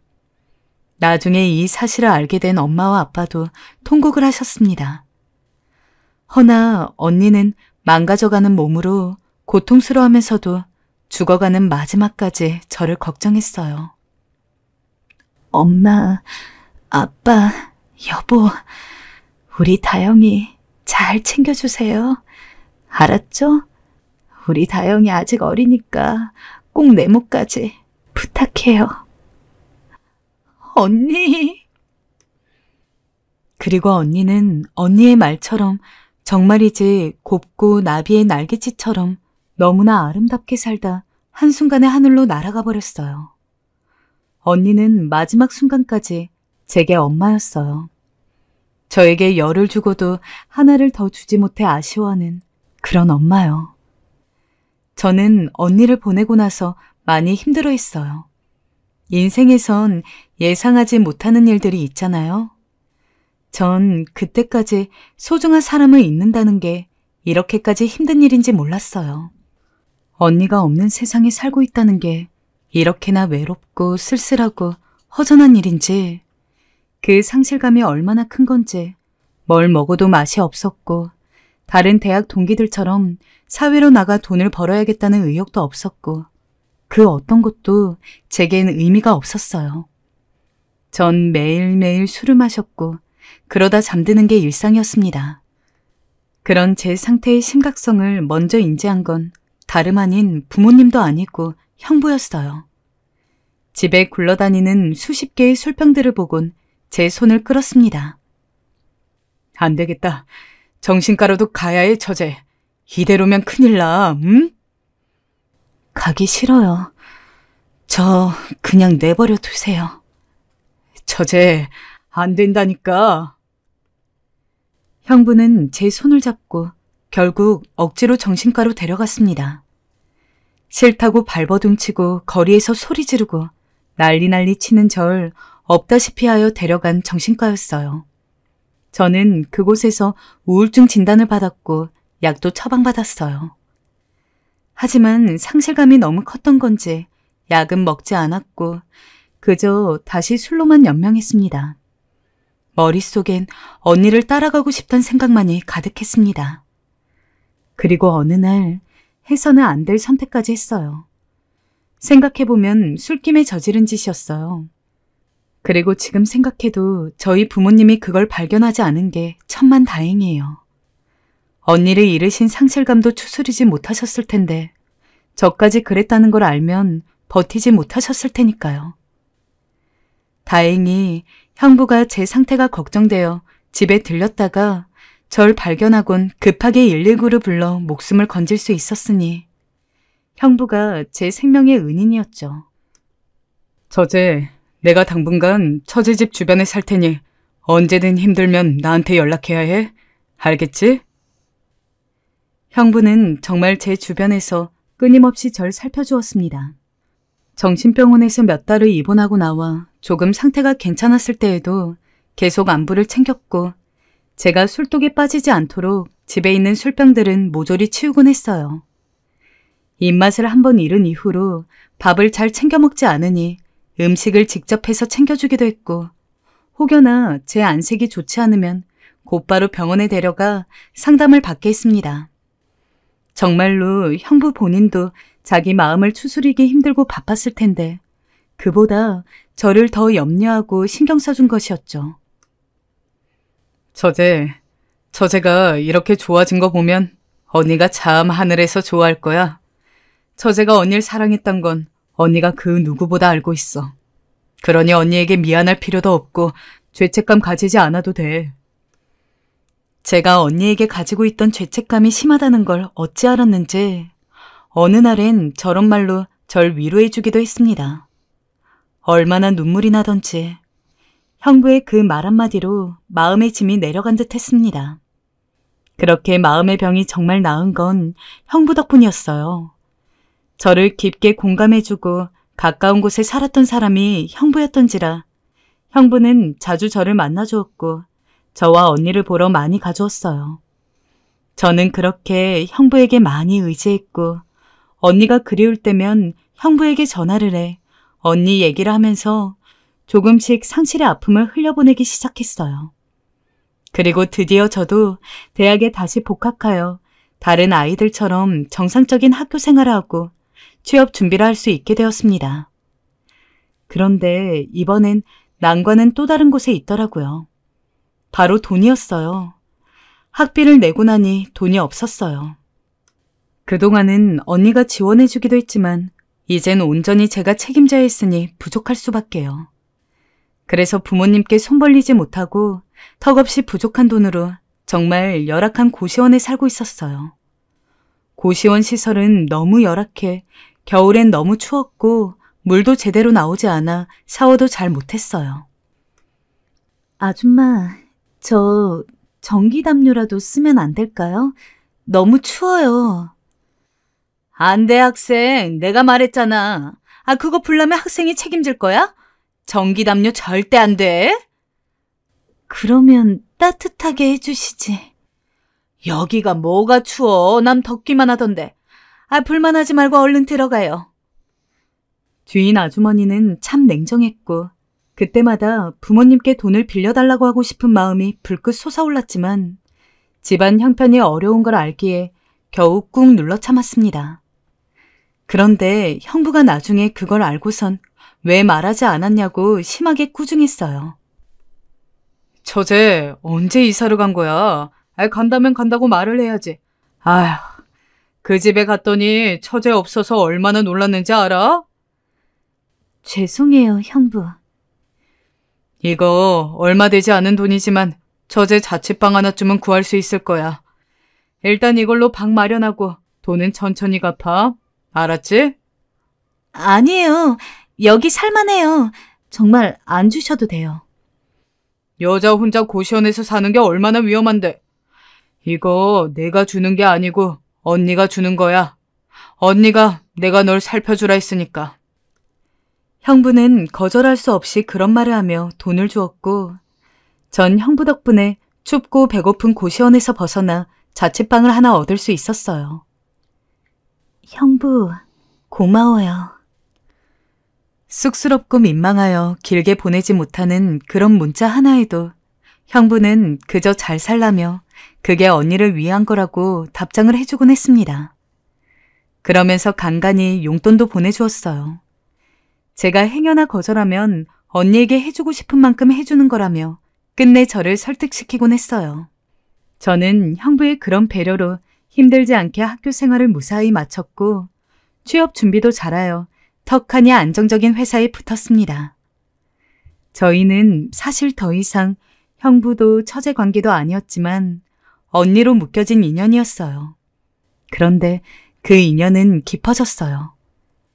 형부는 제게 언니 대신인 사람이었고 언니만큼 제게 잘해주는 사람이었고 형부 앞에선 언니를 마음 놓고 생각하고 그리워할 수 있는 사람이어서 좋았어요. 하지만 전 그러면서도 한편으론 형부가 다른 여자를 만나 재혼할 수도 있다는 생각을 했어요. 그리고 언니가 조금은 섭섭하겠지만 시간이 갈수록 형부가 혼자인 게 조금은 안쓰럽기도 했고요. 그런데 형부는 끝내 재혼을 하지 않았어요. 다른 여자들은 형부에게 마음을 주고 건네기도 했지만 형부는 혼자인 걸 선택했어요. 전 그런 형부를 보며 왜 정말 하늘은 우리 언니를 이렇게 빨리 데려간 걸까? 조금만 늦게 일 수는 없었을까? 이 두 사람을 왜 떼어놓으신 걸까? 원망하곤 했습니다. 그렇게 저는 형부 덕분에 또 사회생활도 잘 적응해 나가기 시작했고 시간이 흘러 어느새 저도 30이 되었어요. 제가 30이 되자 형부는 제게 좋은 남자들 주변에 없냐며 선자리를 봐줄까 묻기도 했어요. 아니에요, 형부. 뭐 인연이라면 자연스레 만나지겠죠. 아직까진 결혼 생각 없어요. 그런데 정말 말이 씨앗이 되었는지 인연이 나타나긴 하더군요. 그때까지는 그 인연이 제 인생 최악의 인연이라는 걸 몰랐지만요. 제 인연은 저희 회사에 들어온 동료였어요. 당시 저는 출판사에서 근무하고 있었는데 그 친구는 외국에서 유학도 하고 좋은 대학도 나온 소위 엘리트였어요. 거기다 허우대까지 괜찮아 여직원들 몇몇이 탐내기도 한 사람이었죠. 그런데 그 친구가 어느 날 갑자기 일에 대해 물어볼 게 있다며 주말에 만나자 제게 다가왔죠. 만나면 만날수록 그 친구는 괜찮은 사람이었어요. 다정하고 따뜻했고 무엇보다 설레었어요. 대학교 때 느꼈던 설렘과는 다른 설렘이었어요. 편안한 가운데 느끼는 설렘이었죠. 더군다나 저와 다르게 학력도 재력도 집안도 어디 하나 빠지는 것 없이 모든 게 완벽한 이 남자는 제겐 정말 복권처럼 느껴질 만큼 놓치고 싶지 않은 사람이었어요. 어찌되었든 저는 이 사람과 6개월 연애 끝에 더 판단할 것도 없다 생각하며 결혼을 결심했어요. 지금 생각해보면 인생 최대의 실수였습니다. 저는 그때까지만 해도 언니 없이 비어있던 삶에 들어온 나의 새로운 가족이자 나의 남편이 정말이지 올곧고 좋은 사람이라고만 믿고 있었습니다. 아주 찰석같이요. 하지만 제가 믿었던 게 결국 한남 모래성이었다는 걸 알게 되기까진 그리 오래 걸리지 않았어요. 결혼하고 3개월쯤 되었을 때예요. 그 전부터 직장에서 받은 스트레스나 화를 저에게 풀기 시작하더라고요. 상사에게 조금만 구박을 받고 와도 그게 모두 저 때문이라는 듯 네가 아침을 안 차려줘서 어쨌다로 시작해서 잠들 때까지 절 들들 볶았어요. 당신 요즘 왜 이리 게을러? 남편 일하러 나가는데 밥도 안 차려? 미안해요. 내가 깜빡했어요. 어제 너무 늦게 자는 바람에. 아니, 당신 하는 일이라곤 고작 집에서 영어 번역하는 잡일인데 그게 힘이 들어서 남편 밥 주는 걸 깜빡해? 여보, 내가 미안하다 했잖아요. 오늘은 그만해요. 뭘 그만해. 난 당신 때문에 오늘 회사 지각해서 욕까지 얻어먹었는데 내가 얼마나 수치스러웠는지 알아? 심지어 그 새끼가 후배들 다 있는 앞에서 쪽을 줬다고. 앞으로 아침 일찍 일어나서 밥부터 차려놔. 알겠어? 내가 밖에서 아침 때우고 들어가지 않게 하라고. 한 번만 더 이러면 이혼이야. 처음엔 이 사람이 정말 많이 힘들구나. 내가 감싸줘야겠다 생각했어요. 부부 관계라는 게 원래 어려운 거니 잘 헤쳐나가보자 싶었고요. 그런데 점점 제가 감당할 수 있는 수위를 넘어서더라고요. 제가 깜빡 잊고 아침을 안 차리거나 옷을 안 다려놓으면 왜 이렇게 칠칠 맞냐, 너 이런 애였냐라는 말을 너무 쉽게 하고 나중에는 화가 나선 저랑 결혼한 걸 후회한다는 말까지 했어요. 당신, 말이 너무 심하지 않아요? 말 좀 가려해요. 당신이 행동 똑바로 하면 내가 심하게 나가지 않지? 그러던 어느 날은 제가 잔소리 좀 몇 번 했다고 손을 올리더군요. 여자가 말 더럽게 많네. 거참 조용히 하라니까? 저는 남편이 손을 올렸다는 사실과 그 말에 너무 충격을 받았습니다. 결핍 없고 그림자 없어 보이던 이 사람이 사실 밖으론 착하고 인성 좋고 매력적으로 보였던 것뿐 사실은 개차반이었던 걸 결혼 후에야 알게 된 거죠. 저는 울면서 형부에게 달려갔어요. 늙은 어머니 아버지에게 말하면 분명 속상해하실 테고 제가 마음 놓고 이 사실을 말할 수 있는 건 가족 같은 형부밖에 없었어요. 형부, 나 어떡하면 좋아요? 형부에게 남편에 대해 알게 된 이 모든 걸 다 말하자 형부는 길길이 날뛰었습니다. 뭐라고? 이런 미친놈을 봤나? 처제, 그놈 어딨어? 지금 내가 당장 달려가서 다리 몽둥이를 분질러 놓던지 해야지. 어딨어? 형부, 진정해요. 헤어질 거예요. 저 헤어질 거예요. 약속할게요. 하지만 이혼은 쉽지 않았어요. 왜냐하면 제 뱃속에 아이가 자리하고 있다는 걸 알게 되었기 때문이죠. 생명을 함부로 지울 수도 없고 남편이 아니라 이젠 아이 아빠라 생각하니 선뜻 이혼 서류를 내밀 수가 없었어요. 저는 그래서 아이 낳고 조금 있다 이혼해도 늦지 않다고 스스로를 위로하며 이혼 결심을 뒤로 미루었어요. 처음엔 남편도 제가 아이를 가지니 더 이상 절 구박하지 않고 말을 함부로 내뱉지도 않더라고요. 제가 뭐 먹고 싶다 하면 밤에도 달려나가 사오고 제 배를 어루만지며 말을 걸기도 하고 그냥저냥 남편으로서의 모습을 보여주는 것 같았어요. 배가 점점 불러오고 아이를 낳을 시점이 되자 저는 남편과 한번 잘 살아보자라는 마음까지 들었어요. 사람은 완벽하지 않으니 옛날 어른들 말씀처럼 정부치고 살면 사라질 거라고 생각했죠. 드디어 출산날 저는 양수가 터져 아픈 배를 감싸 안았고 남편에게 전화를 걸었습니다. 그런데 이 인간이 전화를 안 받는 거 있죠? 제 출산 예정일을 알고 있는데도 어디서 술을 먹고 있었던 거예요. 저에게 그러지 않겠다고 약속까지 했으면서도 결국 저는 형부에게 전화를 걸었고 형부는 남편보다 먼저 제 곁을 따라왔습니다. 덕분에 저는 하늘이를 건강히 낳을 수 있었어요. 하늘이가 커가면서도 형부는 남편이 개차반이라는 걸 알아서 걱정스레 제게 묻곤 했어요. 저제 요즘 어때? 그놈이 허튼 짓 안 하는 거 맞지? 괜찮아요, 형부. 요즘은 잘해줘요. 하늘이가 있다 보니까. 그래, 다행이구나. 그래도 그놈 자식은 못 믿겠어. 혹여나 손 올리거나 하면 언제든 말해야 해. 형부는 그렇게 제 걱정을 참 많이 해줬어요.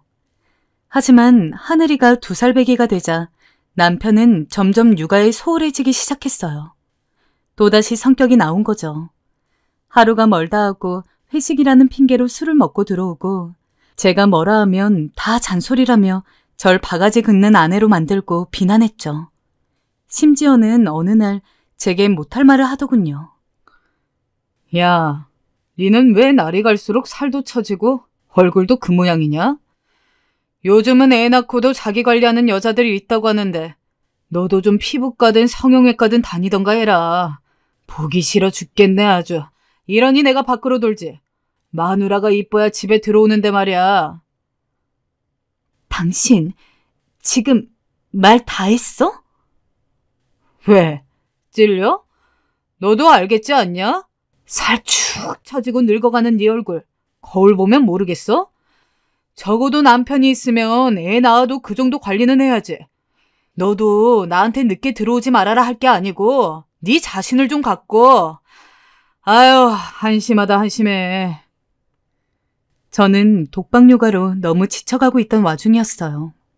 근데 그런 제 앞에서 잔뜩 술에 취해 저런 말을 늘어놓더라고요. 순간 너무 화가 났습니다. 내 앞에 있는 이 사람이 정말 인간이 아니고 짐승이란 생각이 들더라고요. 잠도 제대로 자지 못하고 몸과 마음이 지쳐있는 자기 여자에게 하는 말이 저런 말이라니. 저는 그때부터 하고 싶었던 말들을 다 퍼붓기 시작했어요. 당신 나한테 애 낳을 때 뭐라 했어? 육아 같이 하겠다며, 너 혼자 고생시키지 않게 하겠다며. 그런데 이게 뭐야? 맨날 술 먹고 들어오고 내가 어딜 나가야 할 땐 하늘이 봐주지도 않고. 하늘이 당신의 아니야? 남의 애야? 그리고 뭐 피부과? 성형외과? 네가 사람이니? 당신 애 낳은 여자한테 그게 할 말이야? 뭐? 이게 미쳤나? 어디서 남편한테 바라바라. 야, 원래 육아는 여자가 하는 거야. 우리 엄마도 그랬어. 대신에 내가 돈 벌잖아. 넌 집안에서 살림만 하면서 뭐가 힘들다고 이깟걸로 징징대. 그리고 우리 엄마도 너 얼굴 상했다고 뭐라 하더라. 그 정도면 말 다 한 거 아니냐? 남편에 이어 시어머니까지 그랬다 하니 화가 머리 꼭대기까지 치밀어 오르더군요. 주말이면 하늘이와 전 내팽겨치고 자기 좋아하는 골프 치러 나가고 가끔 집에 들어와 하늘이에게 술 취한 얼굴 부비는 게 다면서 전 정말 남편에게도 그런 남편과 결혼한 저에게도 화가 났습니다. 그래서 남편의 멱살을 잡았습니다. 그러자 남편도 열이 받았는지 제 머리채를 잡더라고요. 그리곤 하늘이가 보는 눈앞에서 절 망가뜨렸습니다. 정신을 잃어가는 와중에 죽은 언니가 눈앞에 보였습니다. 언니가 나타나서 이 사람 좀 어떻게 해줬으면 좋겠다 하는 생각이 들면서 언니에게 말을 걸게 되더라고요. 그러나 정신을 차렸을 때 제 눈앞에 있었던 건 언니가 아니라 형부였어요. 형부는 남편의 멱살을 잡고 있었고 남편은 형부의 기세에 눌려 찍소리도 못하고 당하고 있더라고요. 어디 손 쓸 데가 없어서 마누라를 패? 저는 혹시나 남편이 고소라도 할까 싶어 급히 형부를 말렸고 그 후 이혼을 선택하게 되었습니다. 어린아이를 두고 이혼이라는 절차를 밟아야 한다고 하니 솔직히 고민도 되긴 했지만 생각해보면 그날 형부가 제 안부를 물을 겸 집에 들리지 않았다면 제가 어떻게 됐을지 모르겠더라고요. 그런 짐승 같은 놈이랑은 단 하루라도 살 수가 없었습니다. 하늘이를 위해서라도 그 편이 낫다 생각하여 어렵게 결심했어요. 형부, 사실 나 이혼은 했는데 솔직히 막막해요. 괜찮을까요? 잘 살 수 있을까요? 그럼 잘 살 수 있지. 처제, 내가 아는 그 누구보다 강한 사람이야. 또 처제가 잘 살아야 언니가 안 슬퍼하지. 우리 다 보고 있을 건데 처제가 못 살면 얼마나 가슴 아파하겠어. 저는 하늘이와 단둘이 살아가려 하니 정말 막막했지만 그런 형부의 위로 섞인 말들로 저는 삶을 포기하지 않고 버텨갈 수 있었어요. 아이를 늙은 부모님께 맡기는 게 염치 없긴 했지만 그래도 그렇게 해서 다시 새로운 삶을 시작할 수 있었어요. 하지만 이상하게도 그 사이 형부가 연락이 잘 되지 않았어요. 바쁜 것 같기도 했는데 뭐랄까 느낌이 좋지 않았어요. 그래도 저는 절 위해 많은 걸 내어준 형부에게 보답하는 마음으로 형부의 말대로 더 열심히 살려고 노력했어요. 그러던 어느 날인가 너무도 끔찍한 사실을 알게 되었습니다. 형부가 폐암을 진단받은 거였어요. 제게 숨기려 했지만 제가 형부가 먹는 약봉투를 보고 부모님에게 물어 알아낸 사실이었습니다. 처제, 너무 걱정하지 마. 살 수 있어. 지금 치료 경과도 좋아. 언제부터 이랬는데요? 언제 암 진단을 받은 거냐고요? 너무 충격적인 마음에 버럭 소리를 질러버렸지만 형부는 제게 괜찮다며 치료 경과가 좋으니 곧 다 나을 거라고 저를 다독거렸습니다. 솔직히 그때 저는 정말 형부의 말처럼 형부가 항암 치료를 받고 지금처럼 버텨준다면 충분히 살 수 있다고 믿었습니다. 그런데 어느 날 형부가 제게 하늘이를 보고 싶다며 집으로 오더니 자신의 집 문서와 그간 모은 돈을 건네는 거예요. 형부, 이게 뭐예요? 나중에 알게 되었지만 형부는 이미 가진 항암 치료로 너무나 지친 상태였고 스스로 생을 포기하고 싶을 정도로 힘든 상태였답니다. 그래서 형부는 제 스스로 치료를 중단한 상태였고 그저 하루하루 언니 곁으로만 갈 날을 기다렸다네요. 제가 형부의 삶이 정말 어떠했는지 들은 건 형부의 장례를 치르고 난 다음 오열함에 쓰러진 제게 다가온 형부의 친구 덕분이었어요. 그분이 말씀하신 바에 따르면 형부에겐 빚이 있었답니다. 그것도 믿고 있던 친한 친구에게 사기를 당해 3억가량 되는 적지 않은 빚을 졌고 빚쟁이들에게 쫓겨다니며 돈을 벌다 스트레스를 많이 받았고 그러면서 몸이 상한 것 같다 하더라고요. 하지만 형부는 제게 그런 말을 꺼낸 적이 한 번도 없었으니 저는 알 길이 없었어요. 그저 언니에게 그랬던 것처럼 저 아픈 것만 털어놓고 징징대기 바빴어요. 그러나 그 와중에도 형부는 형부의 사정을 잘 아는 친구에게 돈을 꺼가면서까지 저를 챙겨주었던 거였어요. 제가 더 힘들다는 이유로요. 본인이 더 외롭고 아팠으면서 저는 그 모든 진실 앞에서 그저 목을 놓아 울 수밖에 없었어요. 제가 조금만 더 잘해줄 수 있었을 텐데, 조금 더 형부의 삶을 헤아려 줄 수 있었을 텐데, 그 고통을 봐줄 수도 있었을 텐데 후회가 되었어요. 저는 요즘도 그래서 사실 개운치 않은 마음으로 살아가고 있습니다. 언니 곁으로 너무 가고 싶었던 건지 그리 빨리 간 형부의 빈자리가 너무도 그립고 애달픕니다. 그리고 미안합니다. 그래서 그 마음을 털어놓고자 이렇게 사연도 보내게 되었어요. 형부에게 말하고 싶어서요. 형부, 언니랑 그곳에선 절 지켜보고 계시죠? 저랑 하늘이 오늘도 씩씩하게 살아가고 있는 거 보고 계시는 거죠? 형부, 당신은 저의 오랜 친구였고 때론 믿음직한 아버지였고 언니 대신이었어요. 너무나 고맙고 사랑합니다. 정말 사랑합니다.